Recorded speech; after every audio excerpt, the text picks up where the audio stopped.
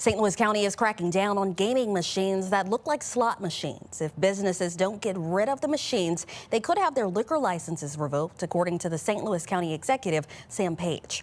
This applies to businesses in unincorporated areas of the county. These video lottery terminals, or VLTs, are often found in gas stations or convenience stores. Page tells First Alert 4 he's taking action after a federal judge ruled the machines are considered gaming devices and gambling is illegal outside of casinos in Missouri.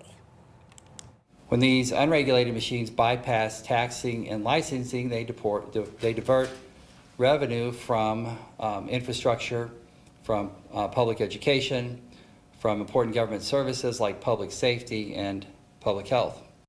The federal ruling targets machines manufactured by Wildwood-based Torch Electronics.